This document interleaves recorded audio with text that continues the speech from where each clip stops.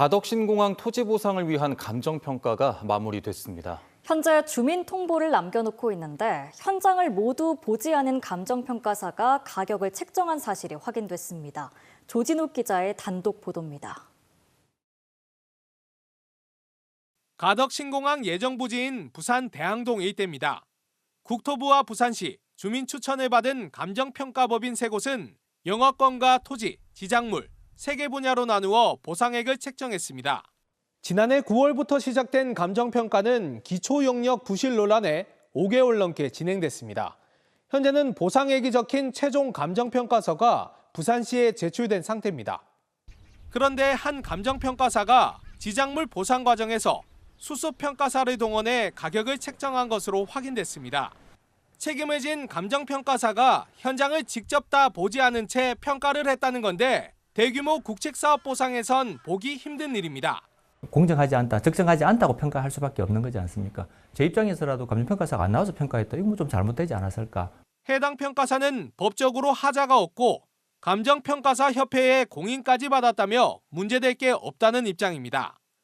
하지만 이번 사례가 인용될 경우 감정평가 업계에선 너도 나도 현장을 패싱할 가능성이 있습니다. 당장 다음 달 보상액 주민 공개를 앞둔 부산시도 난감합니다. 문제될 소지가 있는지 국토부와 논의를 해보겠다는 건데 최악의 경우 사업이 늦어질 수도 있습니다. 제출된 평가서는 공식 절차에서 나온 평가서라고 저희는 판단이 되고요. 지역감독 권한 있는 국토부에 문의를 하고 결과에 따라서 저희도 본회의에서 하겠다. KNN 지리의 국토부 관계자는 대형 국책 사업에선 바람직하지 않는 방식이라는 견해를 밝혀 향후 파장이 예상됩니다. KNN 조준욱입니다. 최근 일교차가 15도까지 벌어지는 변덕스러운 날씨가 이어지면서 때 아닌 독감 환자가 급증하고 있습니다. 특히 어린이나 청소년들을 중심으로 B형 독감이 확산돼 각별한 주의가 필요한데요. 박명선 기자가 보도합니다. 창원의 한 아동병원입니다. 대기실에는 진료를 기다리는 어린이 환자와 보호자들로 붐빕니다. 대다수가 독감 의심 환자들입니다. 초등학교 3학년 문연우 군도 열이 크게 오르고 목이 부어 병원을 찾았습니다. 고열과 인후통이 심해졌는데 B형 독감 판정을 받았습니다. 열이 너무 많이 나서 38.9까지 올라가니까 친구들한테 혹시 옮아가 싶어서도 그렇고 지금 3일 동안 수액을 갖다 계속 맞고 있는데 입원해라는데 입원할 처지가 안 됐어. 보호자가 좀 힘이 들어서. 지난해 가을과 겨울에는 A형 독감이 유행한 데 반해 올 봄에는 B형 독감이 유행하고 있습니다. 일선 초, 중, 고등학교마다 독감 환자가 계속해서 늘면서 최근 2주 사이 경남에서만 4,200여 명의 학생들이 감염됐습니다. 열감기 걸리는 애들도 많고 독감 걸리는 애들도 많아서 학교에 거의 안 와서 수업이 잘 안 되는 것 같아요. 이달 6일부터 일주일 동안 독감 환자 수는 외래 환자 1,000명당 21.6명으로 유행 기준의 2배가 넘습니다. 연령별로는 7살에서 12살이 가장 많았고 13살에서 18살대가 그 다음일 정도로 소아 청소년층 감염이 주를 이루고 있습니다. 그러니까 학교를 가가지고 처음에 이제 증상이 없는데도 그러니까 열이 나기 하루 전에가 제일 전염력이 강한 시기라서 그때는 또 대개는 학교에 있는 시기라서 또 애들한테서 서로 많이 좀 퍼지는 것 같습니다. 전문가들은 당분간 독감 확산세가 이어질 가능성이 높은 만큼 독감 예방 접종을 하고 의심 증상이 있으면 마스크 착용 등 예방 수칙 준수를 당부했습니다. KNN 박명선입니다. 부산 사상하단선 공사 현장 주변에 반복되는 땅꺼짐이 불안감을 키우고 있는데요. 그간 부산시와 부산교통공사는 공사와의 직접적인 연관성을 부인해 왔는데 부실 시공도 원인이라는 부산시 감사 결과가 나왔습니다. 최혁규 기자입니다. 지난해 9월 부산 사상하단선 209 현장. 트럭 2대가 빠질 정도의 깊이 8m 규모 초대형 땅꺼짐이 발생했습니다. 부산시와 부산교통공사는 집중호우와 물막이벽 유실을 원인으로 지목했습니다. 물막이벽이 충분히 설치되지 못해 넘치는 물을 감당하지 못했다는 것, 공사에는 문제가 없다는 입장이었습니다. 하지만 부산시 감사 결과는 달랐습니다. 물막이벽 품질 자체도 문제인 것으로 확인됐습니다. 감리단은 차수 품질 시험 자격이 없는 하도급 업체가 작성한 품질 보고서도 제대로 확인하지 않았습니다. 물막이벽이 불량한 탓에 지난 2022년에도 공사가 중단된 사실도 드러났습니다. 사정이 이런데도 발주처인 부산교통공사는 지도 점검을 제대로 안 했습니다. 이 시공을 맡은 하수급 업체가 본인이 이제 시험을 평가를 합니다. 차수벽을 만들고 이제 안에 구착을 하게 되는 겁니다. 차수 기능이 안 되다 보니까 지하수들이 계속 쏟아져 내려오는 겁니다. 공사 자체엔 문제가 없다던 교통공사는 부산시 감사가 나오자 직원 30여 명에게 뒤늦게 주의 훈계 처분을 내렸습니다. 하지만 이번 감사 역시 사상 하단선 땅꺼짐에 원인을 밝히는 데 한계가 크다는 지적입니다. 지금까지 사상 하단선 일대에서 발생한 땅꺼짐 현상만 모두 13건. 이번 감사는 209에서 발생한 2건만을 확인하는 데 그쳤습니다. 집안치마 TF를 구성한 부산시는 땅꺼짐 원인과 대책안을 살펴본 뒤 추가 감사 여부를 결정할 예정입니다. KNN 최혁규입니다. 한편 이번 부산시 감사에서는 땅꺼짐이 발생한 사상하단선 209 공사 구간뿐만 아니라 다른 구간에서도 부산교통공사의 관리감독 부실이 확인됐습니다.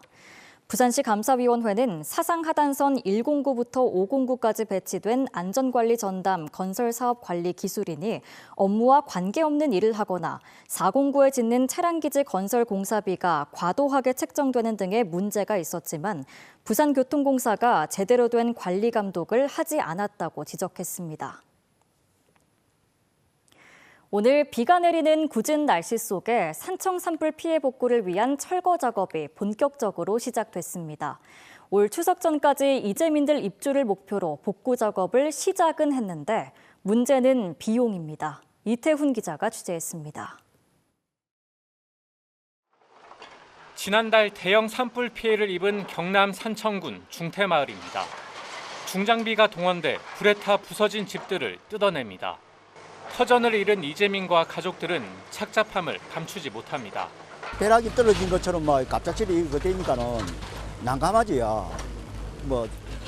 참 잡아야 말도 못하지요.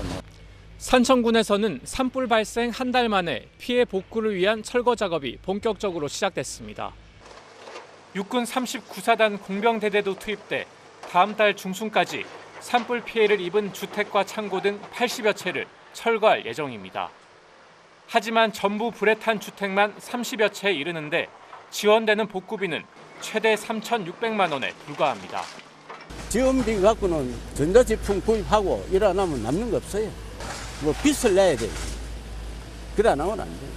보다 복구의 속도를 내기 위해 경남도는 정치권에 산불 피해 복구 특별법 제정을 건의했습니다.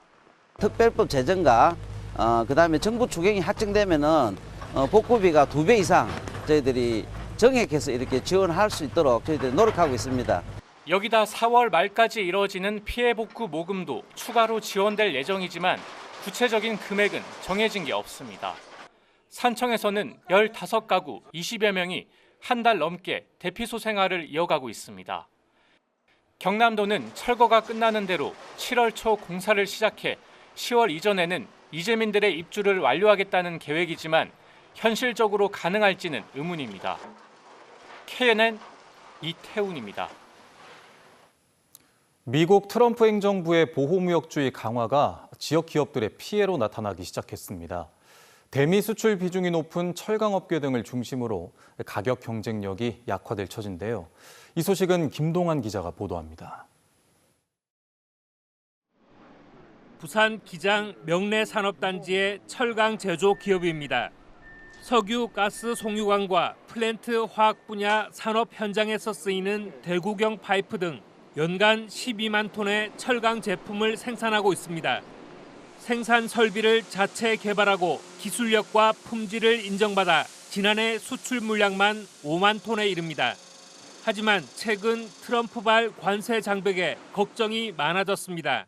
4월에 미국에서 통과를 하면서 25%를 추가로 납부를 했습니다. 원가 부담이 올라가면 아무래도 개발을 덜 하게 되고 그러다 보면 이제 전체적인 수요 감소로 이어지지 않을까 걱정을 하고 있습니다. 대다수 지역 제조기업들의 처지가 비슷합니다. 특히 철강업계는 가격 경쟁력 때문에 경쟁국인 인도나 동유럽 등 다른 나라의 관세 협상 추이까지 신경 써야 할 상황입니다.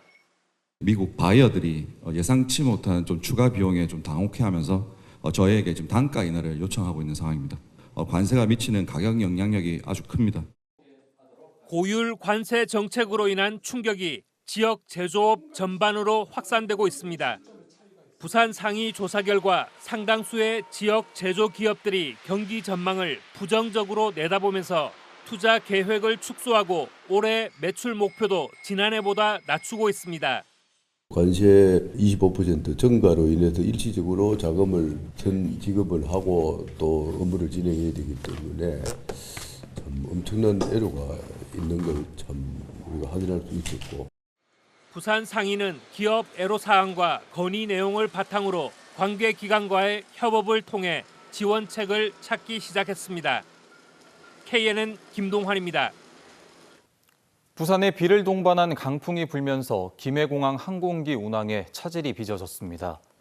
한국공항공사에 따르면 오늘 오후 1시 반쯤 김포에서 부산으로 들어올 예정이던 대한항공 KE1815편이 강풍에 착륙을 못하고 회항한 뒤 결항되는 등 부산에 내려진 강풍주의보가 해제된 오후 4시까지 항공기 3편이 결항했고 4편의 항공기가 회항했습니다.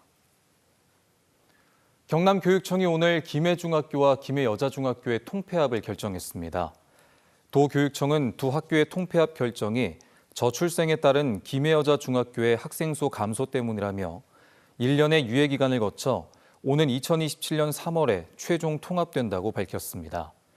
두 학교의 통폐합은 지난 14일부터 어제까지 진행된 학부모 대상 찬반 설문조사에서도 전체 응답자의 76%가 찬성하면서 가능했습니다.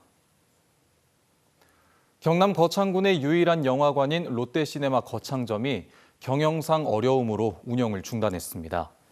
2개 관 410석 규모의 롯데시네마 거창점은 코로나19가 유행하기 전에는 연간 12만 명이 찾았지만 최근에는 OTT 시장 확대 등으로 연간 관객 수가 6만 명으로 절반 정도 감소했습니다. 롯데시네마 거창점 관계자는 새 인수자를 찾고 있습니다. 경남도 특별사법경찰이 지난달 10일부터 산업체 집단급식소 등 54곳을 대상으로 위생단속을 실시해 식품위생법을 위반한 16곳을 적발했다고 밝혔습니다. 이 가운데 A업소는 관할관청에 신고 없이 한 산업체에서 4년 동안 집단급식소를 운영하면서 17억 원 상당의 매출을 올리는 등 16곳이 집단급식소 미신고 운영이나 영양사 미고용 혐의 등으로 적발됐습니다. 부산시가 오는 6월 말 개장을 앞두고 노점상들의 입점 거부로 좌초 위기에 처한 자갈치 아지매 시장 사업과 관련해 상인들과의 협의체 구성에 나섰습니다. 부산시는 부산시설공단, 시장상인회 등 관련 기관 4곳과 소통 전담 조직을 구성해 대책을 마련하기로 했습니다. 앞서 지난 16일 예정됐던 자갈치 아지매 시장 입점 점포 추첨은 시설 미비와 높은 사용료 등으로 대다수 상인들이 입점 신청을 하지 않아 무산됐습니다.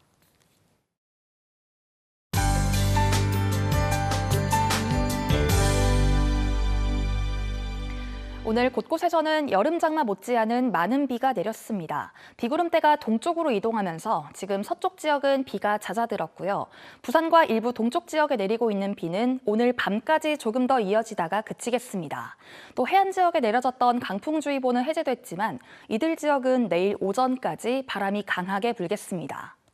내일 아침까지 가시거리 1km 미만의 안개가 끼는 곳이 있겠고 경남 서부 내륙 지역은 내일 오후 약한 빗방울이 흩날리겠습니다.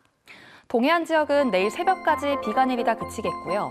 내일 중북부 지역은 대체로 맑겠지만 충청 이남 지역은 대체로 흐리겠습니다. 내일 아침 기온은 오늘보다 1, 2도가량 높게 출발하겠고요. 내륙을 중심으로는 낮 기온이 크게 오르겠습니다. 낮 최고 진주 23도, 합천과 의령 24도로 일부 지역에서는 다소 덥겠습니다. 경남 중부 지역의 낮 기온은 창원 22도, 거제 20도, 밀양은 23도까지 오르겠고요. 부산의 한낮 기온은 19도, 김해 22도, 양산은 21도 예상됩니다. 해상에는 풍랑주의보가 이어지겠고 물결은 최고 3.5m까지 매우 높게 일겠습니다. 모레부터는 다시 맑은 날씨를 회복하겠고요. 주 후반에는 아침 기온이 반짝 떨어지겠습니다. 날씨였습니다.